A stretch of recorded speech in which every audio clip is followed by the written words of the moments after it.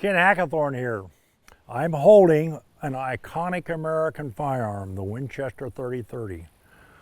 You know, for most of the 20th century, this was the go-to carbine for American law enforcement, whether it was a police department, sheriff's office, state police organization. When they needed a long gun, the gun invariably you found in their inventory was a 30-30. One thing that must be understood, nobody ever questioned the effectiveness of the 30-30 cartridge. Whether it was killing white-tailed deer or bad guys, the round always delivered and always performed. If you had to shoot through a windshield of a bad guy's car or a car body or whatever, the cartridge got the job done. Basically with fairly traditional soft point hunting ammo. So cartridge-wise, no question. It was popular because it was handy, it was light, 7 rounds, manually operated by the lever. Overall, a really handy little carbine that was a favorite of law enforcement. So if you think in terms of the cartridge, this is a standard. However, there are some limitations.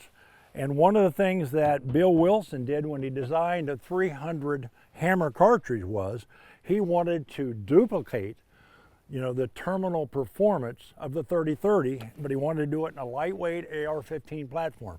Remember, he didn't want a big AR-10 heavy gun. He wanted a light handy gun that basically replicates, if you will, the handling characteristics and the weight of a 94 Winchester. That was his goal.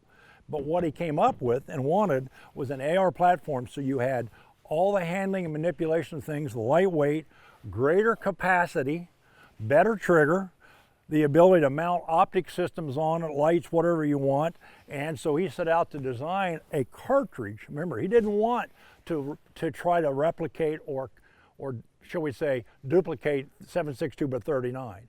He wanted a cartridge that replicated the 30-30. Same thing, he wasn't going after a 300 Blackout. That's primarily designed to be a subsonic suppressed cartridge. He wanted to match the 30-30's terminal ballistic performance.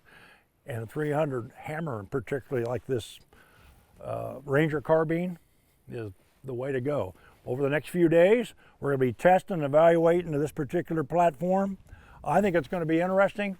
You need to check on the Wilson Combat YouTube channel, follow the results. I think, like me, you're going to learn a few things. Ken Hackathorn here, out.